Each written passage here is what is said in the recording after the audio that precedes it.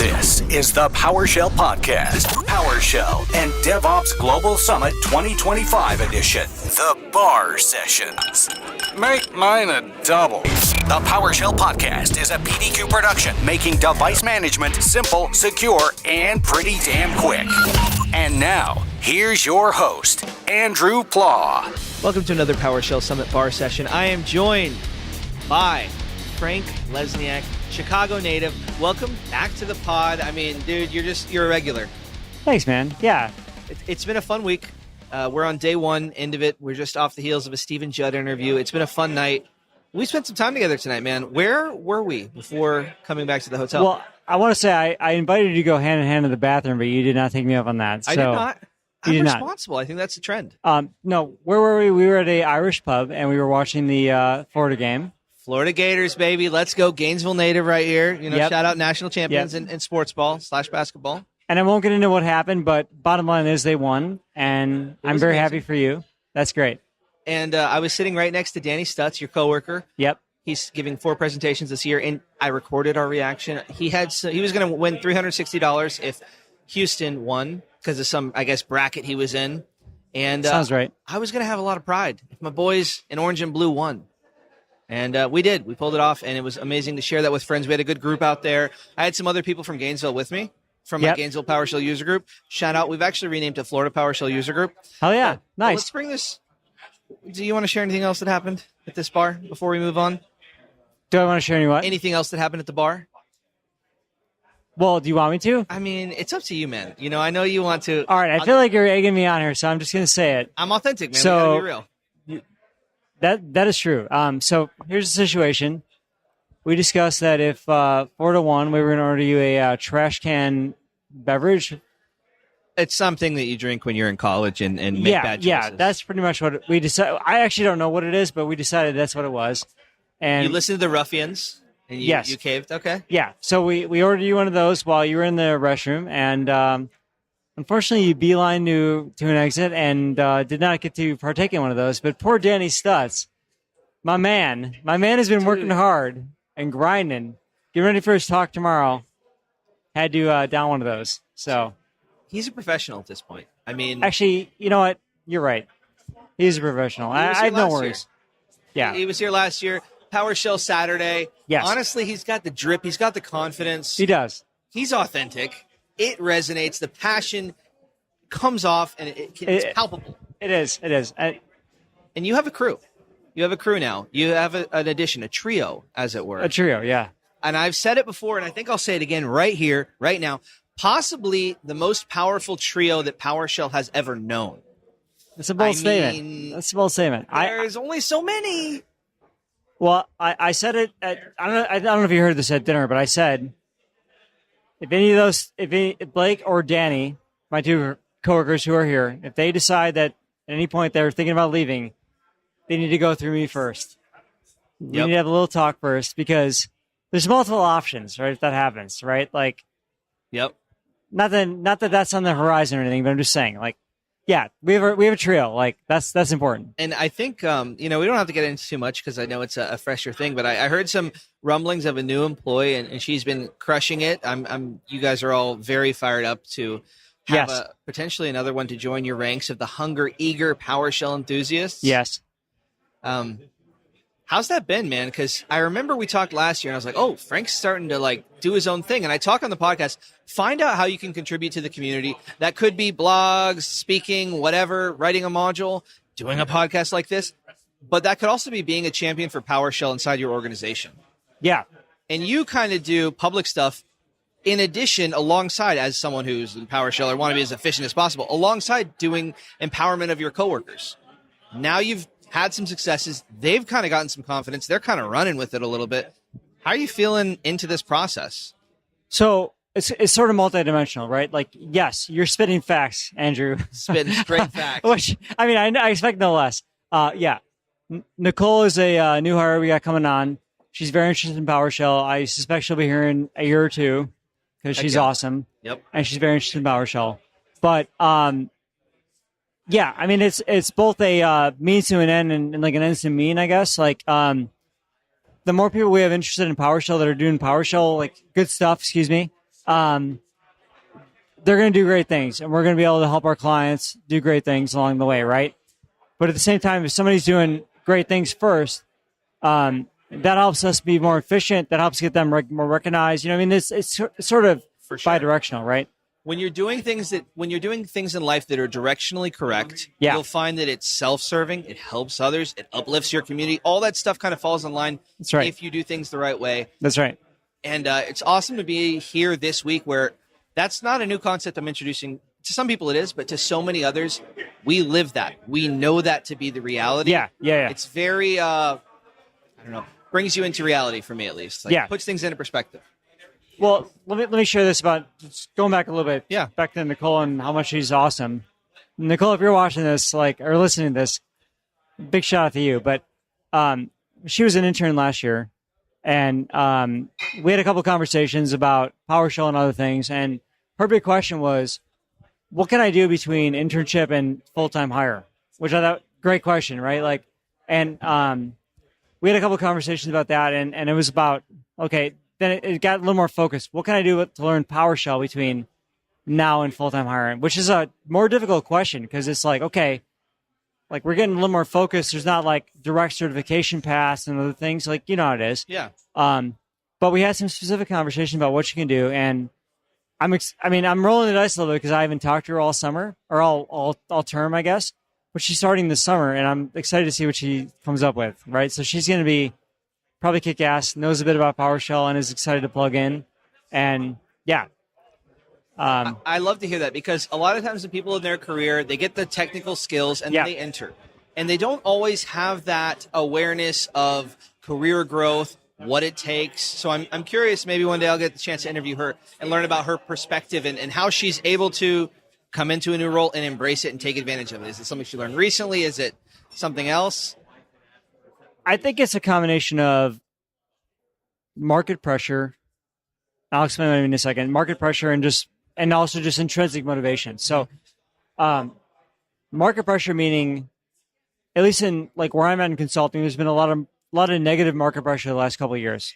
Clients are facing all kinds of economic pressures that make it difficult to make investments and other things in their business, make it difficult to hire consultants like us. So there's a little bit of that. Also, she's feeling intrinsic motivation because she's a motivated person to want to learn this stuff, and she thinks it's cool and all these things. Good hire. So those two things together equal like awesome person I want on my team all day, all the time. Right? And I think it's not just the person; it's also the person being in an environment where they can thrive. And they're not in a very static thing where they can't actually impact their stuff. Yeah. And I think that's a kudos to you and what you got going on, setting the standard, helping impact the culture. Yeah, absolutely. Shameless plug, by the time you guys listen to this, conference will be maybe over, but Danny says and I have a talk at this conference about how we built an internal PowerShell community and internal tool-making community. Yeah. And we were sort of half joking leading up to that we could just freewheel that whole talk. It's a 25-minute talk, Brandon, so we don't need a lot of content to deliver a 25-minute talk. But Danny and I were joking that like we can just get in there and freewheel this thing because it's facts. It's it's big facts. We know this stuff. It's, you know what I mean? We're not like, we don't need to make it up. We live this stuff, right? You're not new to this. You're true to this. Right. Exactly. Damn right. Exactly. So, so we know the stuff inside out. We definitely do this, and we were joking about that. And point is, we have real slides, real facts to share with folks. But yeah. Anyway, we're in a good spot with that one. I think that for me, the test of a mature organization is your ability to take those that are newer and empower them. Like someone who has those background skills. Maybe a core, competency with IT skills in general. Yep. But can you take someone like that and empower them to be a huge contributor? And I think we'll see what you got. I agree with you on that. But what I also want, just from like anecdotal conversations this summit, this is the first time this summer that I've had these conversations. There's a few people I've talked to that are on the cusp of like manager or like interested in manager. Yeah. And I feel like people think of that as a big leap. And in some ways it is, but in some ways it's not. Like, and I'm hoping that people come to our talk and they understand that it's not all about this big arbitrary leap to manager. It's also about just leading people and like being real and, helping people understand how important they are and how they can contribute. Like that's something anybody can do. You don't have to be a quote unquote manager to do that. In fact, a lot of managers aren't very good at that either. 1,000,000%. I've said it before on the pod, and I'll say it again. One of the things that I can bring to an org that I feel most confident about, most proven track record, is being a great teammate. Yeah. It's very hard to track, but to me, that's the most important thing. I'm not currently in a manager role, but anyone out there can take ownership of the role they have on their team. You can find your opportunities to help others. You can find your opportunity to get helped by others and be that sort of cog that breaches communication boundaries and all this kind of good stuff. Yep. Yeah, and we see that a lot with people that are sort of on the PM track by us. Like there are people who are very good at that skill set, and that's what they focus on, and they do very well. Like, yeah. I mean, that's real talk. Like that is very valuable. Absolutely. But we also need the people that are very technical and they can deliver these awesome technical solutions. And it's like the people that can intersect those two worlds that really advance, I feel like. Yeah. I think we talked about those meta skills, the things outside of just the zeros and ones of whatever specific language or technology you're using. That is how, I like driving impact that way, but I feel like at an org, you have to have that. Yeah. And there's so much isolation. I hear so many people in IT teams where they'll have a bad process and they'll just kind of complain about it and not sort of be proactive about figuring out where's the communication breakdown, what's the actual issue, can we develop a relationship so we can address this in a better manner in the future, or are things just going to be IT's the enemy internally? Yep. That's a tough nut to crack. Yeah. I don't have the answer to that, but that is a serious issue, and it's really hard. Like, I think if you're in that situation and you are thinking, hey, it's me against the world. Yeah. To quote one of my favorite rap artists. It's tough. Either you lead with example, like you said, and people buy into that, or they don't because there's so much, negativity or whatever. Yeah. Honestly, I think that's a big part of the reason top performers leave. Yeah. It's like, again, being real. Like, I think that's a big part of it. I agree with that. Yeah. If you're hungry, you got to eat. And if you're in an inflexible org where you can't drive change and actually do things without having to spend your whole job doing that, it's going to be hard to be fruitful long term and kind of keep that beast inside satisfied. Yes. It's funny you said that quote because one of my best friends says that quote all the time. If you're hungry, you got to eat. I don't know where I got that from, to be honest. It's just true. It's just, it's primal, right? It's very primal. It's real. It's me, baby. Yeah. Well, when I think of you, Andrew, I think of primal. And, that's it. Yeah. I'm reeking with it, I want to flip the script, though. You're asking me a lot of questions, Andrew. I want to ask you. What's up? How's your summit going? Oh, gosh. I talked about Stephen Judd. It's been a lot to wrap my head around. It's been amazing. And I've really been trying to appreciate and take it all in. It's been 7 years since my first summit. Been doing summit every single year since. Yeah. And kind of seeing where I am now is more of on the other side of the community where I started on sort of the beginner track and got a lot of mentorship and help and opportunity from the people. And now to sort of be in that position where I can empower people and I've been part of their journeys and to, get to meet a lot of those people here at Summit that I haven't before who've maybe kind of been on the journey that I'm laying out through people trying to, like we're talking about here.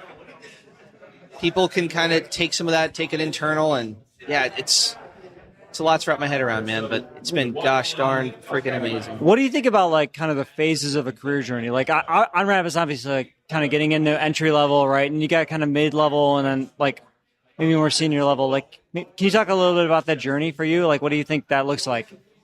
For me, I kind of discovered my skill set, like I said, was that sort of communicator role. Yeah. Where I could bridge gaps across teams. I could talk to the really technical people and be on their level and get the zeros and ones and like follow the tech. Yep. And also talk to the business people and kind of make things work. Talk to the finance team and kind of figure out their process. Yeah. And I feel like you've been dealing a lot with like kind of the business end of things lately, right? In your new role? Newish role? Yeah, I'd say more community. Honestly, in my role now, it's a kind of a unique path where it's going into this. My whole goal in IT has been help people, and I've sort of crafted a way where I can help people. So I work for a company where we have a product that helps people, and if it's a great fit for you, I'm happy to guide you right to it. It has a lot of overlap. It takes advantage of PowerShell, so there's a lot of overlap with our customer base of like hey, there's some cool stuff you can take advantage of. I know PowerShell can seem intimidating, but let's hop on that journey. And also with connecting with the community at large. So I'm sort of in this role where I get to help our customers, help the community at large, and just honestly, my only focus, the only thing I ever talk about is how can we help people? Yeah. And that's what drives me. Nice. I love it. But it's kind of a unique thing for me. I'm not as much in the type of journeys that I have interviews with people about. It's kind of a more unique role, but I think it's about addressing what gets you going, identifying your goals, and going after that. And eventually, as you go through your career, you'll take chances. And for me, I've seen things and realized, okay, hey, here's a good fit for me. Let's try and push for this opportunity. And I haven't always gotten them. Career's taken a couple turns. I remember I interviewed at Meta, and I was certain I was going to get it. I did the pair coding interview. I studied leak code for weeks. I've been PowerShelling for a long time. I wrote a blog about leak code, did the interview with someone who's never written PowerShell in their whole life. I thought I wrote the code properly, but I didn't end up getting the job. And I thought I was going to go that more technical route, and it turns out that sort of my skill set is that communication side. Empowering others is what drives me so much. And I can empower people internally and externally and capitalize on those efforts to be as efficient as I can.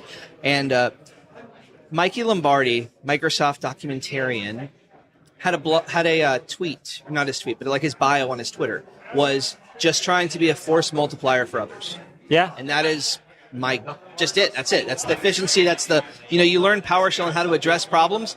For me, how could I not address my career and my efforts in that way? Yeah. Yeah, that's real. What do you think about, if you think about you as an individual versus the amount of people you influence, what do you think the upper limit on that is?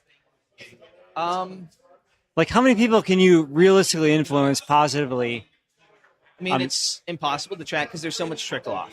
No, I'm not asking you to prove it, but just hypothetically, what do you think the upper limit is? In the millions, right? Millions?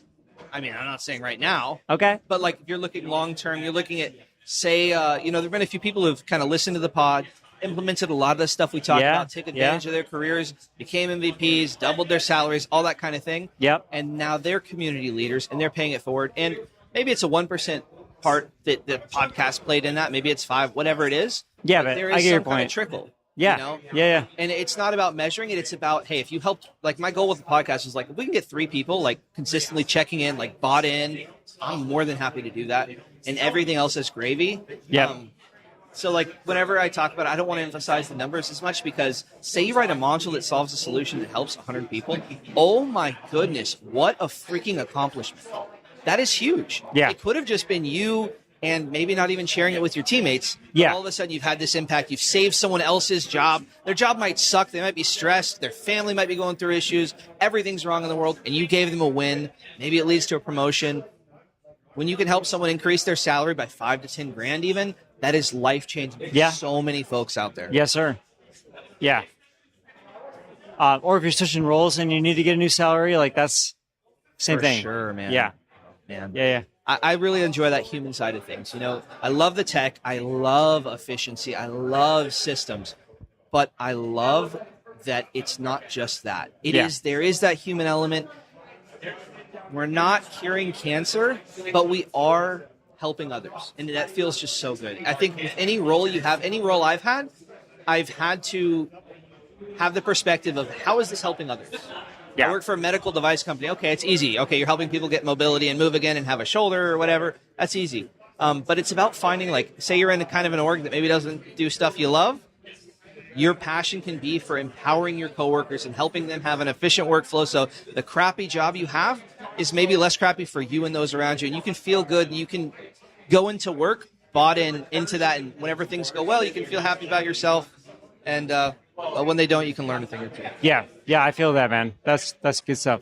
Any other questions, man? When are we going to Burns Steakhouse? Oh, dude, I haven't forgotten about this. You forgot, yeah. I've not forgotten about this. Some fancy food in Tampa. Dude, I go to Tampa every 2 weeks for paintball practice. Wow. So I'm a Tampa native, basically, at this point. Wow. Okay, I didn't know that. 2016 or 2026. Oh, my gosh. 2026 is the year of...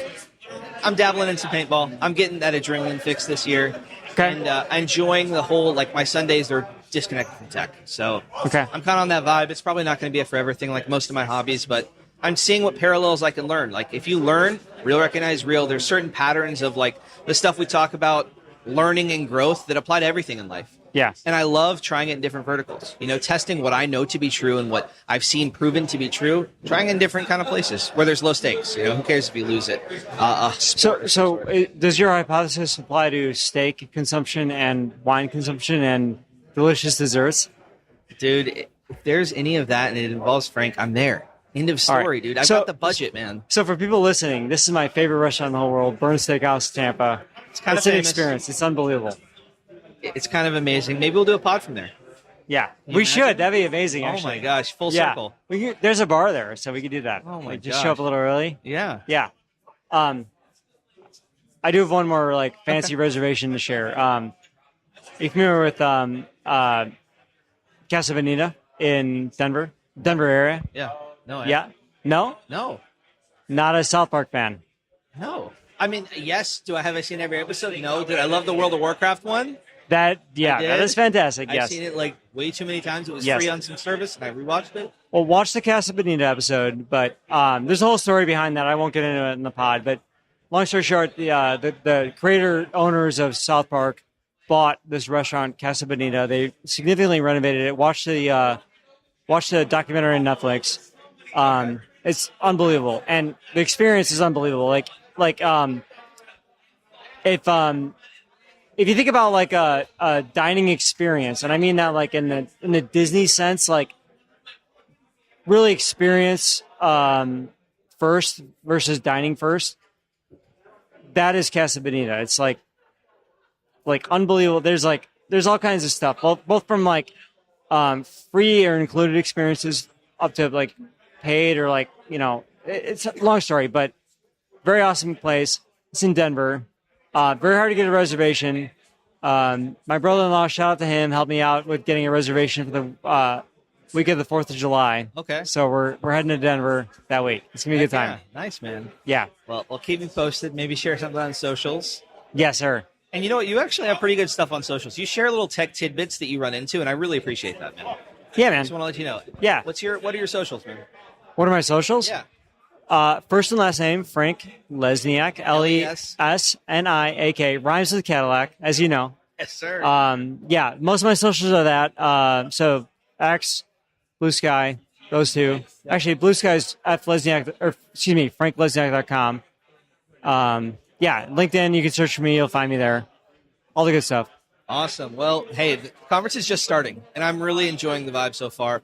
Trying to make the most of while we're here, because it does go by so fast. But gosh, happy to be here with you, man. Like I was telling you earlier, you got to talk to Danny Stutz, man. He's got 4 sessions here. I think he's got more than anybody. That's ridiculous. Do you understand my relationship with Danny Stutz? I do. I think I do. At least I think I do. Maybe I don't. Boys. Dude, we're on the I know.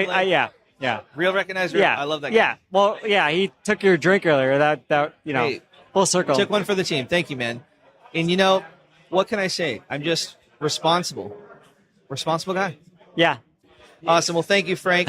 Thank you, everyone out there, for listening. Like, comment, subscribe. Check out PowerShell Wednesdays. Every single Wednesday, 2 p.m. Eastern. We're having a PowerShell meetup.